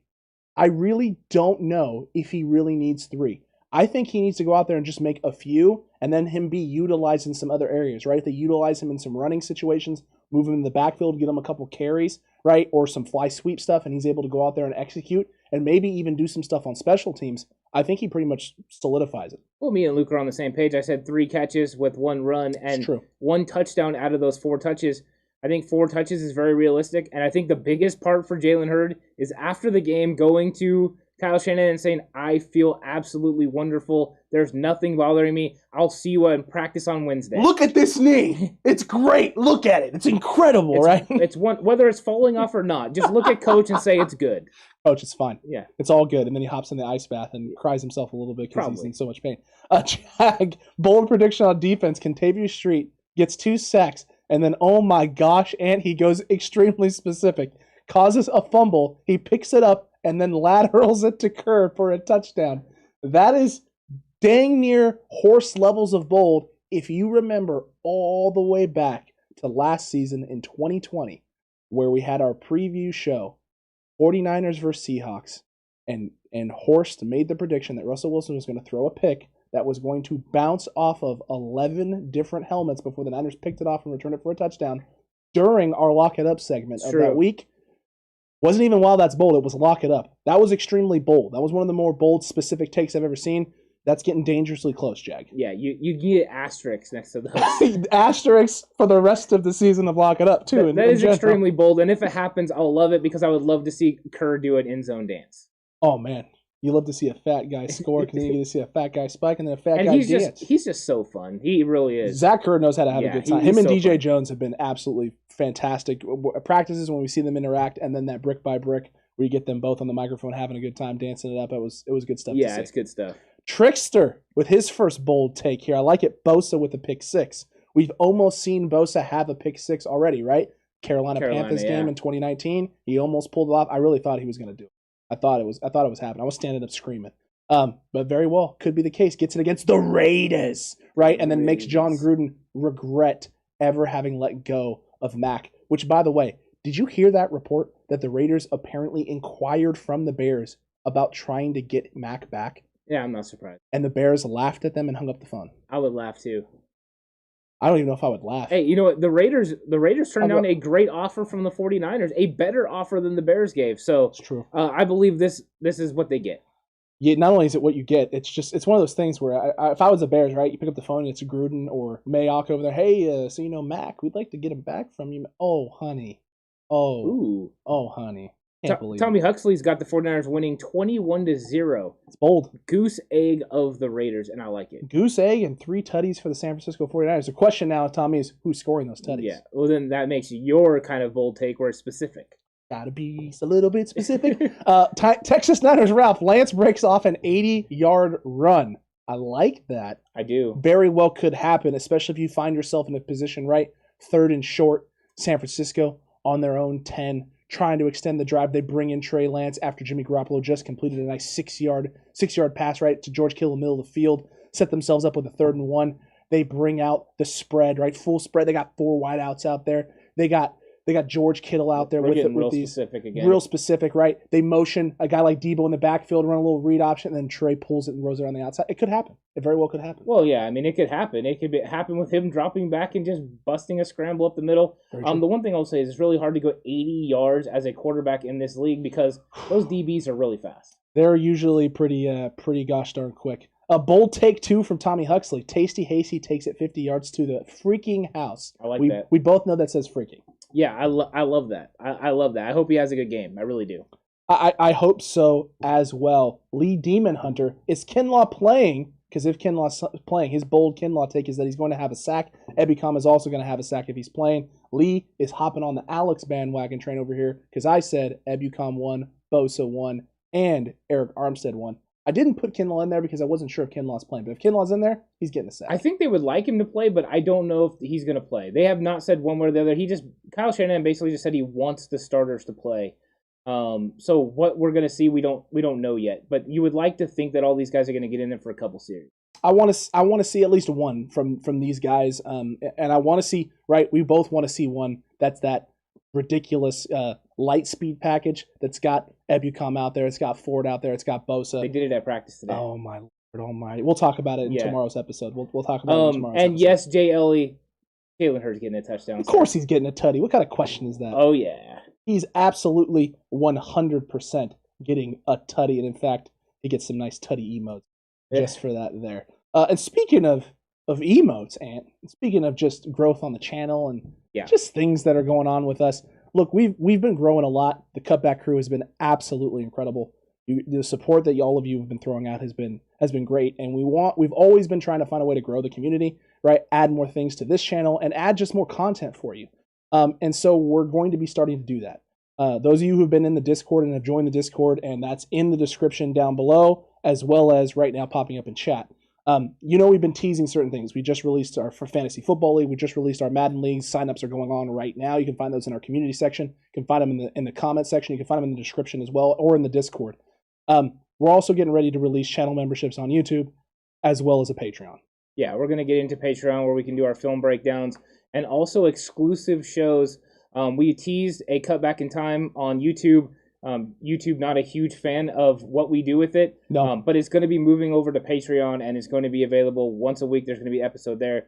Also, Alex, another brand new show. We're going to have a lot of fun with some bad takes, and you can go ahead and tell everyone what that show is about. It's going to be big yikes, folks. It's going to be big yikes. Big yikes for all of the bad takes going out there in the world, putting some people on blast, maybe not putting maybe people even so much ourselves on at blast. times. Definitely if we have a bad take. If we have a bad take, we are definitely going to be featuring our bad takes on Big Yikes. But it's just going to be a show all about the bad, crazy things that some people are saying about this team.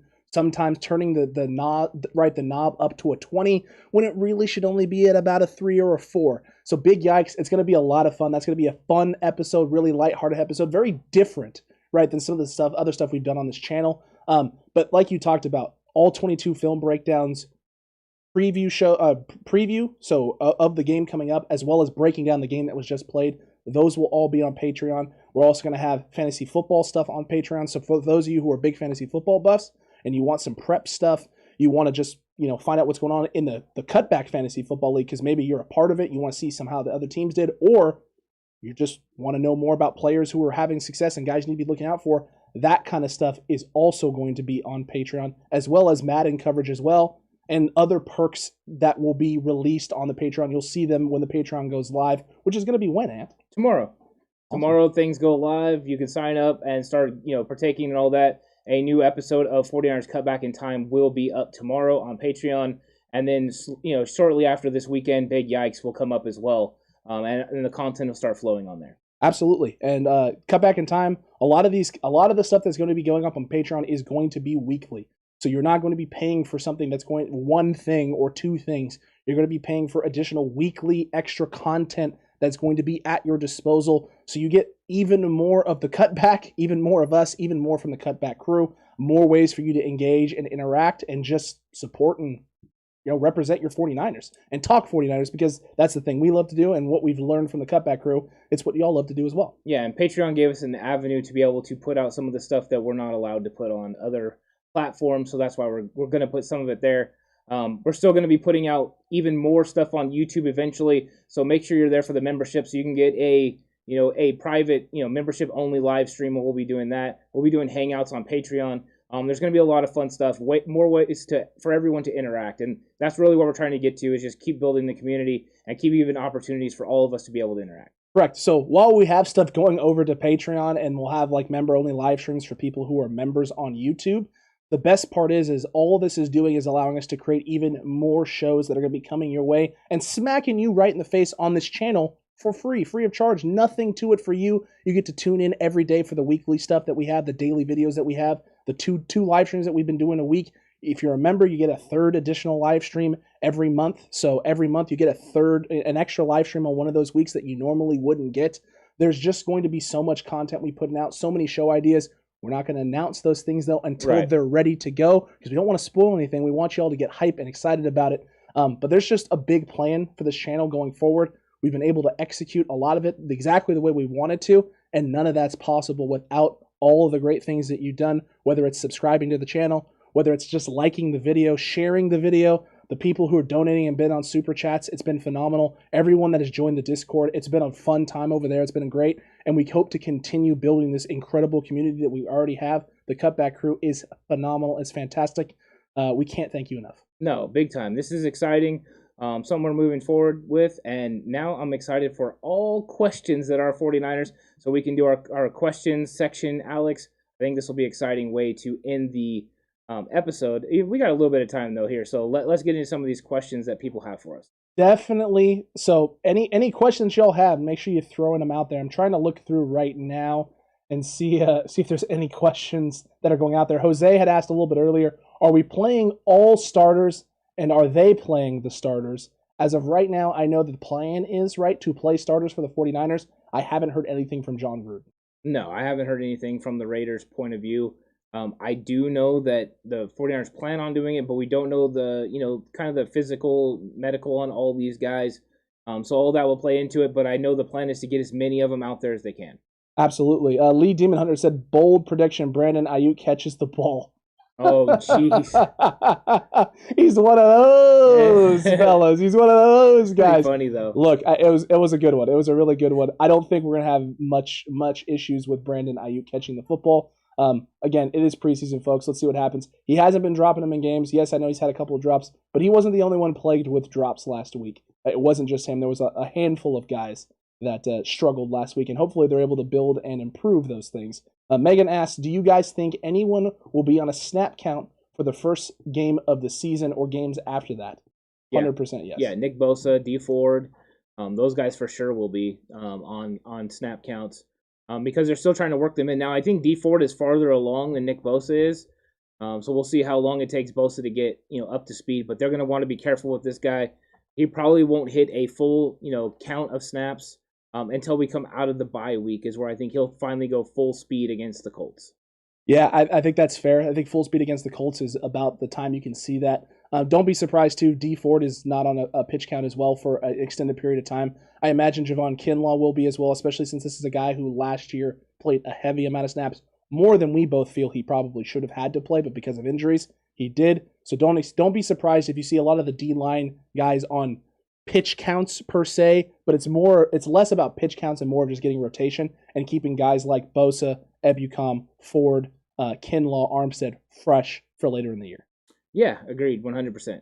Abso-friggin-lutely. Jay Ellie, Triple H walkout music as an intro for the Madden podcast, Madden show. It's not a bad idea. I like that. Especially since it's behind the paywall. We don't have to worry about copyright strikes. True. This is a good idea, JL. Keep throwing those great ideas out there. In fact, JL, you could go over to the Discord and throw them in there as well. Just saying. I'm just saying. It's time to play the game. It is time to play the game. Bold prediction alert. Thanos gets into a brouhaha with Shanahan and gets banned for life from all 49ers activities. Holy cow.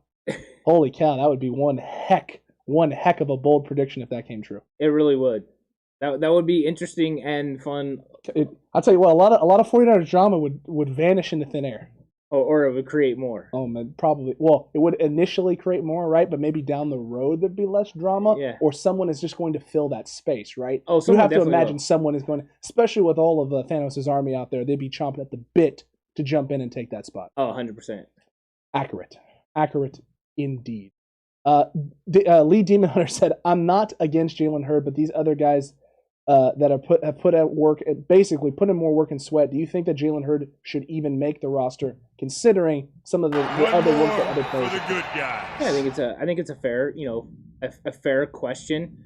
I think it all is determined by how Kyle Shanahan and these front office guys value injury. If you look at it, some teams, if you get injured like that and you're not putting in the time at practice, then you're not valued as high. But you're ultimately looking what player can fit the best for your roster and do the best for your team. And sometimes it's hard to cut somebody that's done more in practice and stuff, but it doesn't ultimately mean those guys are going to be better for your football team. So effort doesn't always help your team. You have to find a balance between somebody that's giving effort in practice and somebody that can actually help make a big play in the game. And if you keep all effort guys, you know what eventually happens? You don't have a lot of talent on your roster. So it is a hard thing to work out. I think a lot of it has to go to what they believe Jalen Hurd is. If they believe he's out there and he's giving his best effort to come back from these injuries, and there's no sort of hang up that way, then you proceed and move forward with him. And if you think that he's been taking it easy or he's not giving it full effort, then it's easy to go ahead and walk away from him. But I think it is a complicated situation, but you got to watch keeping somebody just because they work hard. Agreed with that. This is professional football. At some point in time, you have to keep the best talent. You can't just keep the hardest workers. If the hardest workers also are guys who are pushing the best talented players, or at least putting themselves in the conversation and close, then you can start making some of those sacrifices at some point in time. But if you got a guy who's significantly more talented than a guy who's a hard worker, you're going to give that guy who's super talented an opportunity and a chance to have an impact on this team because they can do more for your team than the guy who just works hard.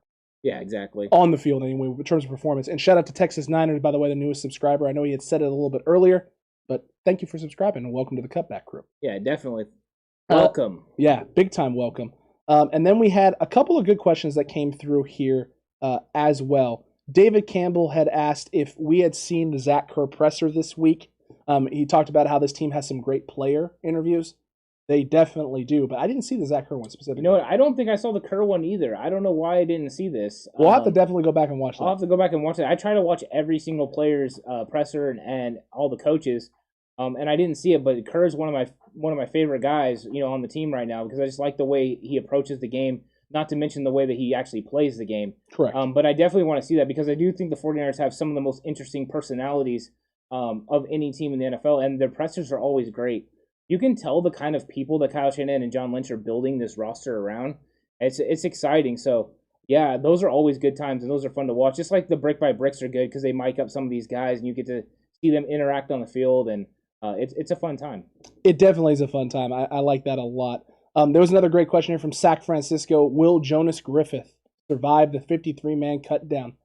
Yes, I believe so. I think he's right there on the brink. I think he's done enough to be in the conversation. I just don't know if he's good enough on special teams to make it. I wasn't thinking about that, Ant. I was thinking more of his versatility and his flexibility, being able to be a guy who can play behind Warner, right? You show yourself up there with a solid presence behind Fred Warner and a guy who's learning one of the outside spots so that he could have an impact there if something were to go down.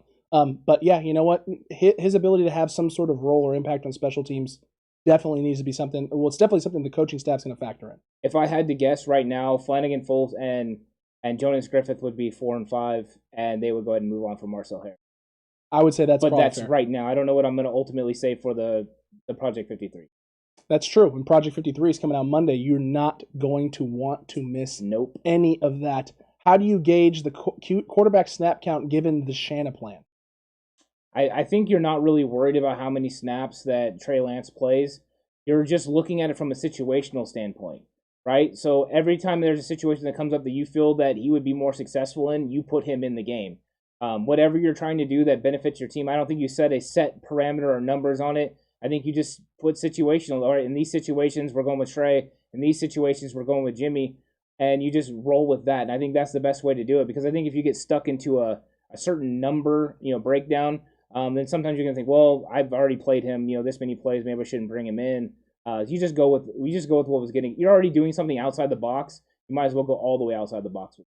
Agreed with you there, good sir. Caleb, great question here. When does the Madden League start? The idea for the Madden League is to start week 1. Week 1 of the season, we also start. However, it's going to come down to just how many people are signed up and registered. If I feel we need another week to get that going, then we'll take the extra week. We'll get started a little bit later and then get caught up as the season goes along. But the idea is with the Madden League is that we progress as the season progresses. We play 1 game a week. Everyone's got a week to prep. You get a week to watch back some of the gameplay that gets posted on Patreon if you'd like to. You get a chance potentially to sit down and be a part of an episode talking about the league as well. So you can talk about your game and things like that and things that are going on with your team. So it just provides a little bit different spin on football and the 49ers itself and just, interacting with the Cutback crew. Yeah, that'll be exciting. I'm looking forward to seeing everyone play Madden and kind of breaking down the game, and it'll be exciting. Hopefully, Madden 22 doesn't absolutely crap the bed like I've been seeing some of the stuff. It's fine. We'll we know Jalen Hurd and Trey Lance look exactly like they do in person.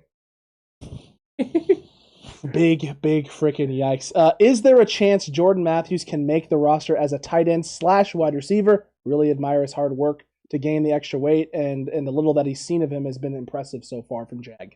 Yeah, as impressive as it has been, because I really like him too, I don't think so.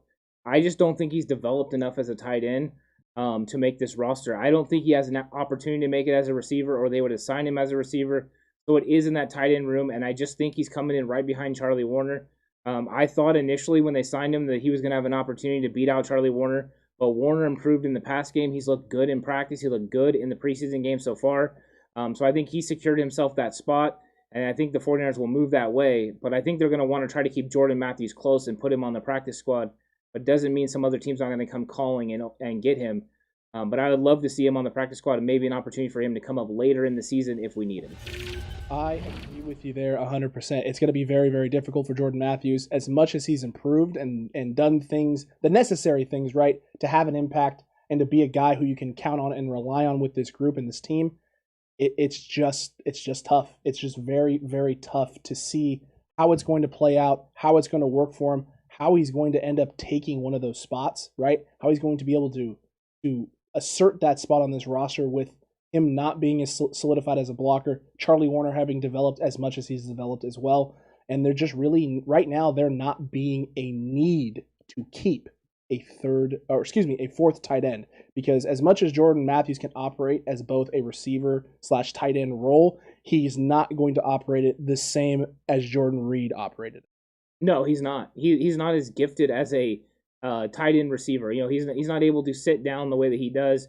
There's a little bit of a feel thing that's missing there compared to what Jordan Reed. Jordan Reed was special as a tight end, receiving tight end. So he has some room to go. He's a good receiver and a good threat as a tight end. And if something happened to George Kittle, where he had to miss a few games, I would definitely rather have Jordan Matthews getting some of those, receiver type snaps along with Ross Dwelley than I would Charlie Warner. But he doesn't do enough. He's not as dynamic a blocker as Charlie Warner is. So there's a little bit of a difference there. And until he makes it up, he's not going to be able to catch him. Agreed with you there 100%. Texas Niner, agreed. We all would love to see Bosa, Armstead, Ford, Kinlaw together on the field at once doing it. It will happen. It's just going to take some time. Patience. Patience, faithful, it'll happen. Yeah, it will happen. And when it happens, I feel sorry for that offensive line. You cannot block these 4 guys with 5. They're going to have to keep extra guys in, 5, 6, 7 guys, max protect, and then that means we're going to get lock-up coverage in the secondary. And if for some reason they decide to blitz a safety or a linebacker like Fred, then you're in a lot of trouble then again because he's one of the best blitzing linebackers in the league, and we have some safeties that can really get it done as well around the box. They're going to put a lot of pressure on these guys, and when all these guys are in together on third down, they know it's third and long. Get ready. They're about to come after you in a big way, and it's going to be exciting. It's going to be extremely exciting. And San Francisco, you're right. Jalen Hurd and DK, JH and DK would be a problem. We don't want to see it happen. Jalen Hurd, get your butt out there, make some catches, do some stuff, get out of this game healthy. And I'll tell you what, if he does that, Ant, we don't have to worry about whether or not he should be on the 53-man roster because he's healthy, he's good to go, he can contribute, get him on, keep him on, and make a tough decision somewhere else. Yes, exactly. It's like I told you before, even if you wanted to try to work him to the IR, you almost want to keep him on this 53-man roster and put him on the IR later just so you don't have to worry about losing him because you know as well as I do, if you had to put him with an IR designation or something, he's 100% getting picked up. 100% indeed. And Megan, this will be one of the last questions we take here. Have you guys been surprised by any teams in the preseason so far? No, because it's been the preseason. I haven't got to see a lot of teams' first groups go, especially in this last preseason week 2. A lot of teams didn't play starters. It was their backups. So there's really not a lot to take from those games other than they're trying to figure out their depth and their roster cuts and what they're doing and what their depth is behind their starters. This week will give a better idea of some things. I will say, and I agree with Monica there, the Bills' depth has looked pretty good so far at certain positions. Mitchell Trubisky has been a bit of a surprise. Marquez Stevenson has looked like a solid pickup for them. And there's been a lot of teams who have had some guys who have shined bright and done some things. Zach Wilson's development has been nice from his first preseason game to his second.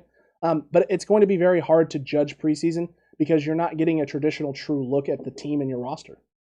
Preseason tells you nothing about the season. Absolutely nothing. You can go back. People used to go 0-4 and then win the Super Bowl. People used to go 4-0 and not win more than 2 games. Preseason is not a good signal of how the season is going to go.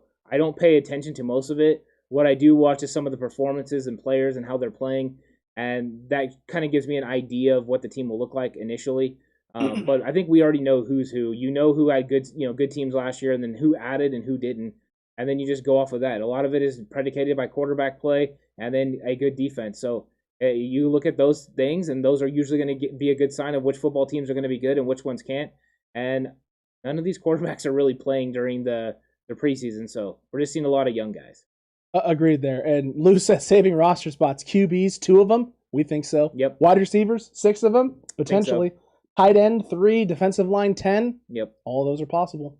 I think that's exactly what I'm thinking right now. That's the thing, though. That's the key, right? Right now. Right now. Sunday could change a lot of things. Oh, it definitely could, and you don't know who ends up injured. You don't know we still don't know what's going on with Jawan Jennings. Absolutely. That's going to be a big question mark. Yeah. It'll be interesting to see how that pans out. I'm hoping he ends up being able to play. Me too. He's looked great, and I think he'd be a huge addition to this roster. I agree. That's going to be very interesting indeed. Lee, I agree with you. Our team does mesh. This team's got a lot of talent, but this team buys in. Everyone's on the same page, and you can thank Kyle Shanahan and this front office for that, because if they didn't communicate and respect these players the way that they have, right, and keep everything up front and in front of them, right? They're not hiding anything. They don't have their own agenda. It's very obvious what the plan is and what the goal is. The goal is a Super Bowl. Everyone's in the same boat, pedaling and rowing towards that same goal, and as long as this team keeps doing that, they're going to get there. Yeah, that's exactly right. Not a lot of teams could buy into this situation of playing two quarterbacks at once, but there's a complete trust in the front office and Kyle Shanahan, and when you have that complete trust, everyone is able to know what their role is. It doesn't matter where you sit in the boat as long as you grab an oar and row together. You just do that, and then the team is very, successful. That's what you're looking for. So when you have that, we don't have egos. When you don't have, people that are out to do something, you're going to have a good team. And they don't have any agendas all the way from the top of this franchise all the way down to the bottom. All they're trying to do is win football games. When that happens, people get in the right positions and they're able to be successful. This team will be successful this year because they have done all the right things in the offseason and they deserve it. Agreed. Deserve it 100%. Cutback crew, we can't thank you enough. Thank you so much for tuning into this preview show of the 49ers versus the Raiders. The freaking Raiders indeed, Ant. This is going to be a lot of fun. We got a lot of great things still coming your way. We got an 11 a.m. show tomorrow that you're not going to want to miss. We got a Saturday show at 11 a.m. that you're not going to want to miss. And then we got a reaction show Sunday after the game. We got a recap show coming to you Monday. Some face-off, some Project 53, lots of great content, all just around the corner. So make sure you're subscribed. If you haven't already, hit that notification bell, hit the like button, share the video with the faithful, and don't forget to join the Discord and head on over to the 49ers Cutback shop. Become a member of the Cutback crew. Get that incredible t-shirt, rep that stuff, drop your pictures of your merch in the Discord as well so we can see you showing it off to everybody. Ant, we got a lot of great stuff coming. We got a lot of new merch coming at some point too. Yep. So make sure you stay tuned and join the Discord. A lot of that stuff gets dropped in there first. Yeah, and drop it on social too. We got a lot of. I've been able to share some people wearing 49ers Cutback gear on socials. And also don't forget that there's a new episode of a 49ers Cutback in Time on Patreon tomorrow. So if you want to go ahead and hop over there and sign up for that, you can see that episode tomorrow. And then soon after that, a episode of Big Yikes, where you can come and have a lot of fun with us as we just laugh and have a good time with some of the outrageous takes that are out there, because there are a lot. And if you've been in the Discord, you know that there is a ton of outrageous takes out there. And it's going to be an exciting time. There's going to be a lot of fun things coming your way. You want to be a part of it. Do everything that is 49ers Cutback, whether it is following us on the socials or doing everything that Alex said according to the Discord and the gear.